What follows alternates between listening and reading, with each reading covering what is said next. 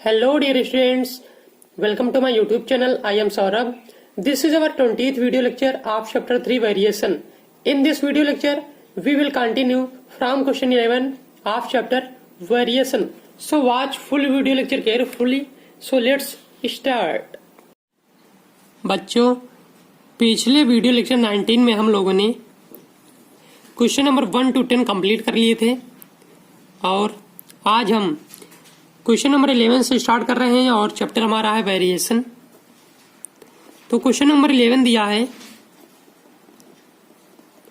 यदि x y का प्रतिलोमानुपाती और y z का प्रतिलोमानुपाती है तो सिद्ध करो कि x directly proportion to z। तो हमें ये प्रूव करना है, लिख लेते हैं x directly proportion to z। और दिया क्या है, यदि x y का प्रतिलोमानुपाती, यदि x y का प्रतिलोमानुपाती हम इस टाइप से लिख सकते हैं।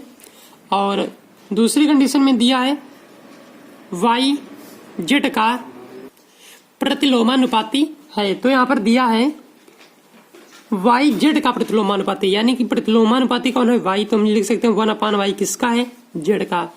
तो ये दो कंडीशन बन गई हैं और अब हम क्या करेंगे, इनको इक्वेशन में चेंज करेंगे। तो इनको इक्वेशन में चेंज करते हैं तो हो जाएगा y, यहाँ पर जो कांस्टेंट हम मानेंगे वो मानते हैं m, तो हो जाएगा m/x। और इसमें हो जाएगा, इसमें कांस्टेंट डिफरेंट मानेंगे, मान लेते हैं n, तो हो जाएगा n/y। तो ये कंडीशन ये इक्वेशन बन गई, इक्वेशन 1 और इक्वेशन 2। तो अब हम क्या करेंगे, यहाँ से y की वैल्यू दोनों कंडीशन से हम फाइंड करते हैं। तो यहाँ तो y की वैल्यू डायरेक्टली लिखी है m/x, लेकिन यहाँ पर y की वैल्यू हम फाइंड करते हैं तो हो जाएगा y इक्वल टू, y इधर आएगा तो हो जाएगा z इक्वल टू n, और यहाँ से y की वैल्यू फाइंड करेंगे तो हो जाएगा n/z। तो अब हम क्या करेंगे, इक्वेशन 1 और ये इक्वेशन इसको मान लेते हैं 3, क्योंकि हमने यहाँ से y की वैल्यू फाइंड की। तो हम यहाँ पर इक्वेशन 1 और इक्वेशन 3 को इक्वल करेंगे तो हो जाएगा, क्योंकि ये y यहाँ भी y है और यहाँ भी है तो उनको इक्वल मान सकते हैं। तो हो जाएगा m/x इक्वल टू n/z। इतना हो गया। अब हम क्या करेंगे, ये z लिखा है और ये x लिखा है, तो हम इनकी मल्टीप्लाई करेंगे इस टाइप से। तो हो जाएगा m into Z equal to x into n। अब क्या करेंगे, यहाँ पर हम लिखेंगे m इक्वल इसको लिखेंगे z equal n/m into x, या हम इसको ये भी लिख सकते हैं x into n/m equal to z। हमें प्रूव करना था x directly proportion to z। हमें ये प्रूव करना है, जब हम प्रोपोर्शन से इक्वल का साइन लगाते हैं तो हम क्या करते हैं, कोई कांस्टेंट यूज करते हैं। और यहाँ पर हम क्या करेंगे, जब हम इक्वल से प्रोपोर्शन में जाएंगे तो हम कांस्टेंट को हटा देंगे। इसमें क्या करते थे, यूज करते थे, और इसमें हम क्या करेंगे, हटा देंगे। तो यहाँ पर हम देखते हैं तो z प्रोपोर्शन टू x हो जाएगा, और यहाँ पर x directly proportion to z। यहाँ पर ये है कांस्टेंट n/n और ये यहाँ पर है n/m, जो कि हमने माना था अलग अलग इक्वेशंस में। तो ये हमारा प्रूव हो गया। तो हम लिख सकते हैं इसको लिख सकते हैं इट प्रूव्ड। ये हमारा प्रूव हो गया है, x directly proportion to z। इसके बाद बच्चों हम क्वेश्चन नंबर 12 लेते हैं, जो दिया है, यदि x equal to p plus Q plus R, जहां पर p directly proportion to y, q directly proportion to y square और r directly proportion to y cube, और x बराबर 3, 14 और 39, जबकि y क्रम से 1, 2 है और 3 के बराबर है। तो x का मूल्य ज्ञात करो जब y इक्वल टू 5। तो बच्चों क्वेश्चन के अकॉर्डिंग हमने नोट किया है x equal to p plus Q plus R, और p directly proportion to y, q directly proportion to y square, r directly proportion to y cube. और यहाँ पर दिया है x इक्वल टू 3, 14 एंड 39। यहाँ पर 3 वैल्यू दी गई है क्वेश्चन के अकॉर्डिंग, और y की भी 3 वैल्यू 1, 2, 3 दी गई है। और हमें x की वैल्यू फाइंड करनी है जब y की वैल्यू 5 है। अब हम क्या करेंगे, ये जो दिया है P directly proportion to y, तो हम इसको लिख सकते हैं P equal to A Y, क्योंकि हम यहाँ पर कांस्टेंट a मान रहे हैं। और इसको लिखेंगे Q equal to B Y square, यहाँ पर हमने कांस्टेंट b माना है। और R equal to C Y cube, यहाँ पर कांस्टेंट हमने c माना है। तो अब हम क्या करते हैं, ये जो P Q R की वैल्यू हमने फाइंड की है, हमने इस इक्वेशन में हम रखेंगे। तो देखते हैं x इक्वल टू क्या होगा, P की वैल्यू यहाँ पर हमने फाइंड की ए वाई, तो पुट करेंगे ए वाई प्लस Q की value B Y square plus R की वैल्यू सी वाई क्यूब। अब हम क्या करेंगे, ये जो x की वैल्यू 3 दी है और y की वैल्यू 1 दी है, हम एक बार पुटअप करेंगे। तो x की वैल्यू 3 और y की वैल्यू कितनी है 1, तो हो जाएगा a, हो जाएगा b, हो जाएगा c। तो यहाँ पर एक इक्वेशन बन गई a plus B plus C equal to 3। अब हम क्या करेंगे, एक बार फिर से ये जो सेकेंड वैल्यू दोनों में दी है, इन दोनों वैल्यू को इस इक्वेशन में पुट करेंगे। तो हो जाएगा कितना, x की वैल्यू है 14, y की वैल्यू है 2, तो हो जाएगा 2a, और यहाँ पर 4b, क्योंकि 2 का स्क्वायर करेंगे तो हो जाएगा 4b प्लस 2 का क्यूब करेंगे हो जाएगा 8c। तो इक्वेशन नंबर ये 2 हो गई। और जो ये लास्ट वैल्यू दोनों में दी है 39 और 3, इसको पुटअप करेंगे तो हो जाएगा 39 इक्वल टू, और यहाँ पर y की वैल्यू दी है कितनी 3, तो हो जाएगा 3a प्लस 3 का स्क्वायर 9b, 3 का क्यूब 27, तो हो जाएगा 27c। ये इक्वेशन नंबर हो गई 3। तो यहाँ पर 3 इक्वेशन हो गई। और ये जो मेन इक्वेशन है, ये इसी से हम x की वैल्यू फाइंड करेंगे, जो क्वेश्चन में हमें x की वैल्यू फाइंड करनी है। तो अब हम क्या करेंगे, क्वेश्चन नंबर 1 और क्वेश्चन नंबर 2 से ये जो टर्म ए दिया है इसको हटाएंगे। जब हम टर्म ए को हटा देंगे तब केवल 2 टर्म बी सी बचेंगे। तो हम यहाँ पर लिख सकते हैं इसमें, तो हम कुछ इक्वेशन 1 में 2 से मल्टीप्लाई करेंगे। तो इस टाइप से लिखेंगे 2 bracket 3 equal to A plus B plus C bracket close, और इस इक्वेशन को सेम टू सेम ही नोट कर लेंगे। तो 14 equal to 2a plus 4b plus 8c। हमने 2 से मल्टीप्लाई इसलिए करा है क्योंकि यहाँ पर 2a दिया है और यहाँ केवल a दिया। अगर हम 2 से मल्टीप्लाई दोनों तरफ करा देंगे तो इक्वेशन में कोई भी चेंजमेंट नहीं होगा। तो अब हम इक्वेशन में मल्टीप्लाई कराते तो हो जाएगा 2 3 6 equal to 2a plus 2b plus 2c। और अब हम क्या करेंगे, 14 equal to 2a plus 4b plus 8c। यहाँ पर हम लिख सकते हैं फ्रॉम इक्वेशन 1 एंड 2। तो यहाँ पर अब हम सब्ट्रैक्ट करेंगे तो ये माइनस ये सारे साइन जो सेकंड कंडीशन है माइनस हो जाएंगे, ये दोनों कट जाएंगे। सब्ट्रैक्ट करते हैं तो यहाँ पर बचेगा -8 इक्वल टू -2b -6c। तीनों इक्वेशन के तीनों टर्म में माइनस साइन दिया तो हम इसको क्या करेंगे, माइनस माइनस कट कर देंगे और ये हो जाएंगे प्लस के साइन। तो हम लिख सकते हैं 2b plus 6c equal to 8। और अब हम क्या करते हैं, 2b plus 6c equal to 8 है और यहां से हम 2 को कॉमन लेंगे तो हो जाएगा b plus 3c equal to 4। इस इक्वेशन को हम इक्वेशन नंबर 4 मान लेते हैं। b प्लस 3c इक्वल 4, यहां से हमें एक इक्वेशन फाइंड हो गई। और अब हम क्या करेंगे, पहले हमने इक्वेशन 1 और इक्वेशन 2 से a टर्म को हटाया था, अब हम क्या करेंगे 2 और 3 से a टर्म को हटाएंगे, फिर हमें b और c के टर्म में एक सेकेंड इक्वेशन फाइंड होगी।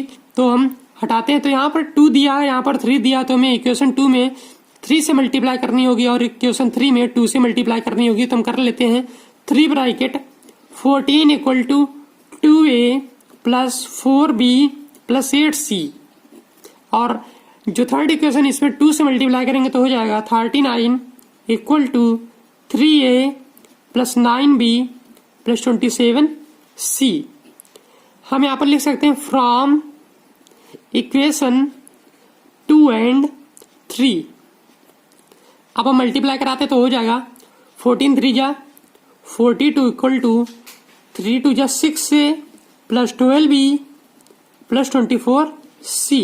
यहाँ पर हो जाएगा, इसका जब हम डबल करेंगे तो कितना होगा 78 equal to 6a plus 18b plus 54c। अब आप देख पा रहे हैं जो a वाला टर्म है इसका जो आगे मल्टीपल है, ये सेम है, तो अब हम क्या करेंगे, सब्ट्रैक्ट करते हैं सेकेंड इक्वेशन को फर्स्ट इक्वेशन से, और यहाँ पर तो हम फाइंड कर पाएंगे 78 से 42 सब्ट्रैक्ट करते हैं तो यहाँ पर बचेगा 6 और ये 3, तो ये बचेगा -36 इक्वल टू यहाँ पर बचेगा -6b और यहाँ पर बचेगा -30c। Minus minus sign common हो जाएगा और ये देख पा रहे हैं कि 3 6 30, तो एक बार हम कट करेंगे तो हो जाएगा 12 equal to 2b plus 10c।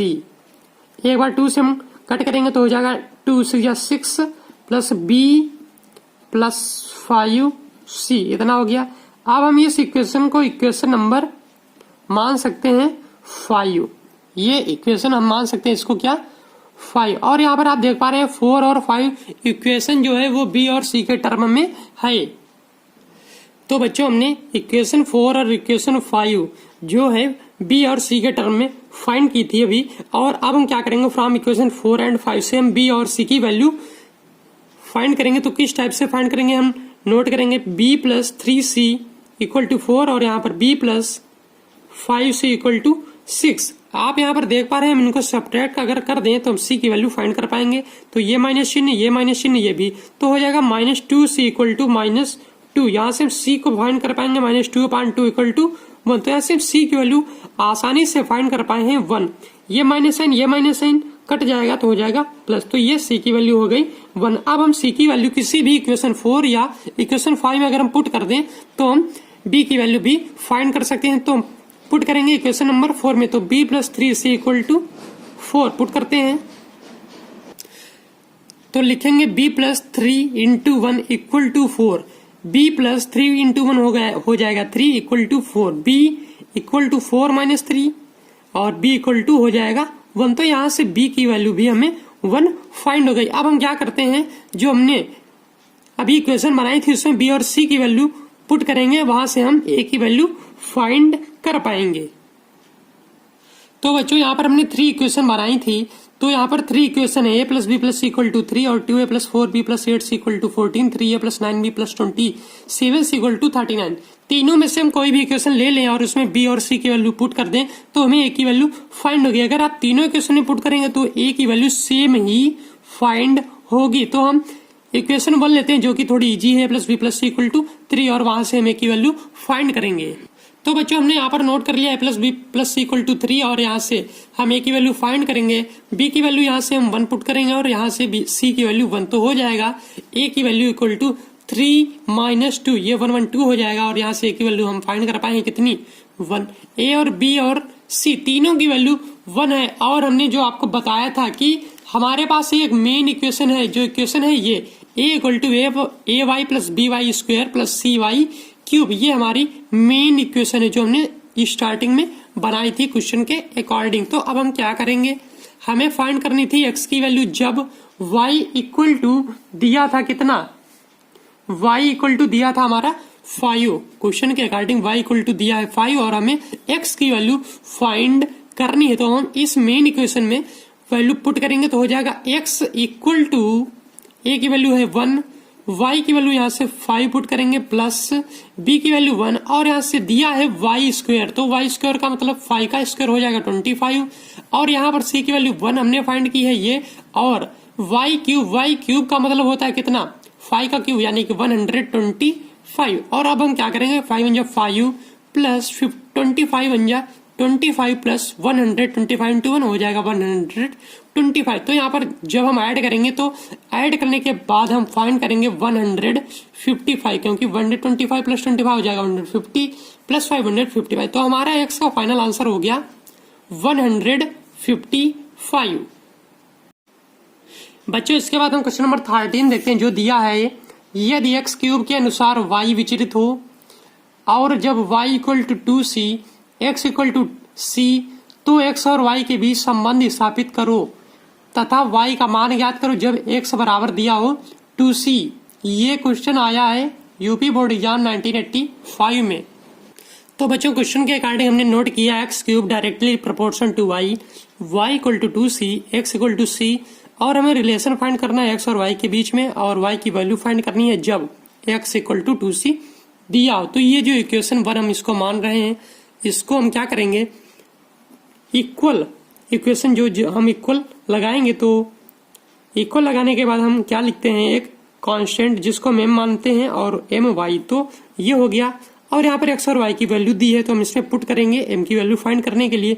तो लिख लेंगे put value of X and Y, X and Y की वैल्यू पुट कर देंगे तो क्या हो जाएगा, एक्स की वैल्यू दी है सी तो हो जाएगा C cube equal to M, Y की वैल्यू यहाँ पर दी है कितनी 2c, तो लिख लेंगे 2c।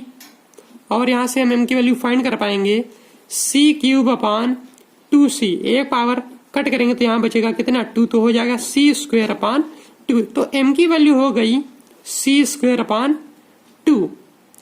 अब हम क्या करेंगे, c स्क्वायर अपान 2, तो हम m की वैल्यू इस इक्वेशन में पुट कर देंगे तो हो जाएगा X cube equal to c square upon 2 into Y.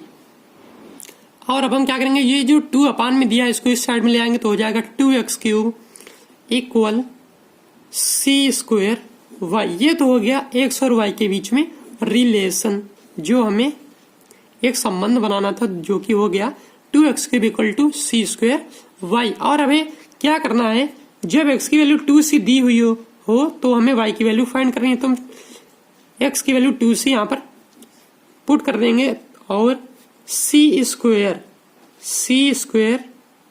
Y की हमें वैल्यू फाइंड करनी है। तब हो जाएगा कितना, ये हो जाएगा 2 into 8c cube equal c square Y. यहाँ से हम y की वैल्यू फाइंड करेंगे तो हो जाएगा 16c क्यूब, ये 16c क्यूब अपान c स्क्वायर और c स्क्वायर, और यहाँ से वैल्यू पावर 2 कटेगी तो हो जाएगा c, तो यहाँ पर बचेगा y इक्वल टू 16c, जो कि हमारे दोनों आंसर हो गए। पहला तो हमें रिलेशन फाइंड करना था और दूसरे में हमें y की वैल्यू फाइंड करनी थी, तो y की वैल्यू हो गई 16c।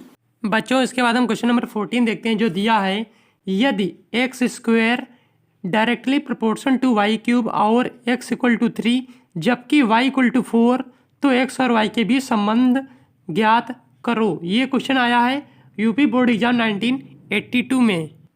तो बच्चों यहाँ पर दिया है X square directly proportion to Y cube and X equal to 3 और y इक्वल टू 4, तो हमें रिलेशन बनाना है x और y के बीच में। और ये क्वेश्चन आया यूपी बोर्ड एग्जाम 1982 में, तो ये इंपॉर्टेंट क्वेश्चन है। तो हम इसको सॉल्व करेंगे और देखते हैं किस टाइप से ये सॉल्व होगा। तो ये जो दिया है X square directly proportion to Y cube, इसको हम क्या करेंगे, इक्वल साइन में चेंज करेंगे तो हो जाएगा एक्स स्क्वायर इक्वल टू, और कोई भी कांस्टेंट मान लेते हैं, कोई भी कांस्टेंट, जैसे हम पहले m मान देते हैं, इस बार हम k मान लेते हैं, कोई भी कांस्टेंट हम मान सकते हैं, तो k वाई क्यूब हो जाएगा। और अब हम क्या करेंगे, यहाँ से k की वैल्यू फाइंड आउट करेंगे तो हो जाएगा X square upon Y cube, और यहाँ पर एक्स और वाई की वैल्यू भी दी गई है, तो यहाँ से हम k इक्वल टू लिख सकते हैं 3 का स्क्वायर अपान 4 का स्क्वायर, तो ये हो जाएगा 9 अपान, ये क्यूब दिया है तो यहाँ पर 4 टू पावर 3 हो जाएगा, तो यहाँ पर k की वैल्यू हो जाएगी 9 अपान 64। तो हम k कांस्टेंट की वैल्यू फाइंड कर पाए 9 अपान 64। अब हम क्या करेंगे, इस वैल्यू को जो हमने इक्वेशन बनाई थी इसको फर्स्ट मान लेते हैं, इस इक्वेशन में पुट कर देंगे। तो यहाँ से लिख सकते हैं put the value of k in equation 1। Equation 1 में पुट करेंगे तो हो जाएगा क्या, एक्स स्क्वायर इक्वल टू के वाई क्यूब, और यहाँ से k की वैल्यू जो है इक्वेशन में पुट करेंगे इस इक्वेशन में, तो k की वैल्यू 9 अपान 64 वाई क्यूब।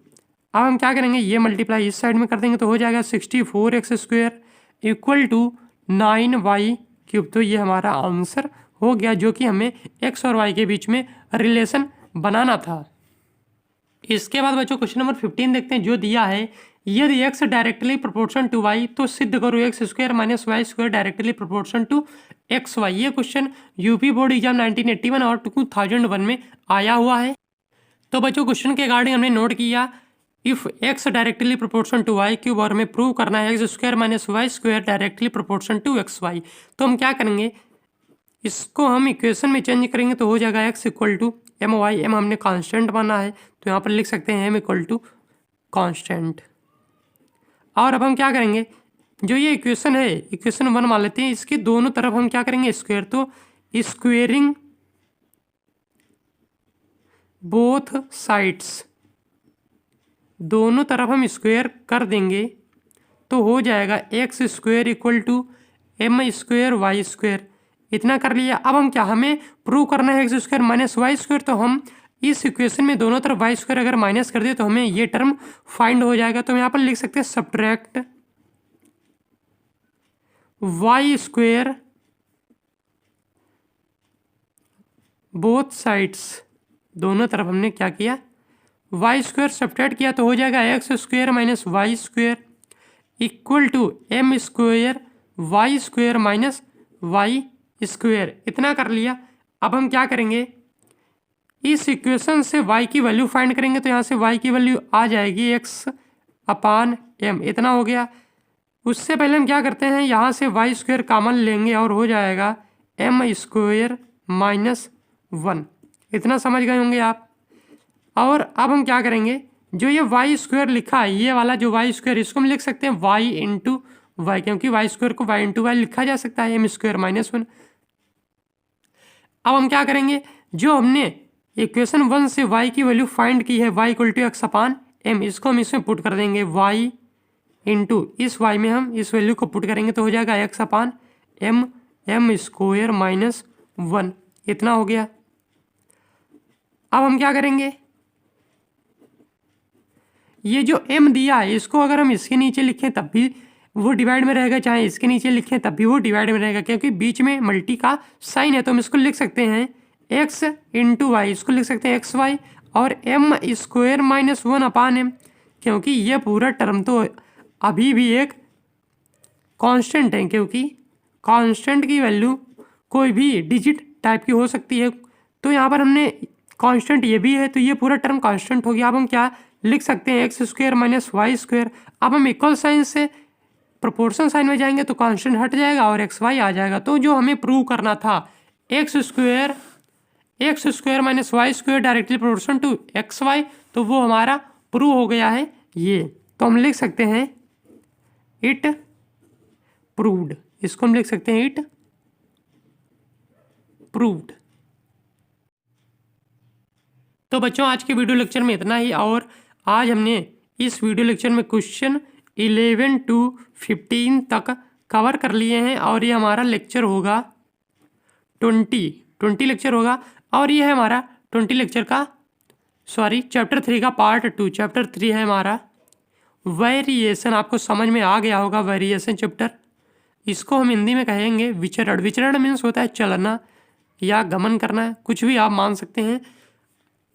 तो इस वीडियो को अपने फ्रेंड्स के साथ ज़्यादा से ज़्यादा शेयर कीजिएगा, और कोई भी क्वेरी हो या कोई भी क्वेश्चन समझ में ना आया हो या कोई भी कन्फ्यूजन हो तो कमेंट सेक्शन में आप बिल्कुल बिना हेजिटेशन के लिख सकते हैं। और वीडियो पसंद आए तो अवश्य लाइक कीजिए। चैनल पर नए हैं तो सब्सक्राइब करना मत भूलिएगा। अपने फ्रेंड्स के साथ ज़्यादा से ज़्यादा शेयर कीजिए, और उनको भी बताइए कि यहाँ भारत भारती पब्लिकेशन की जो 11th एग्रीकल्चर की जो बुक है उसको हम सॉल्व करा रहे हैं step by step, question by question और फार्मूला बाय फार्मूला। तो आज के लिए इतना ही। Thank you.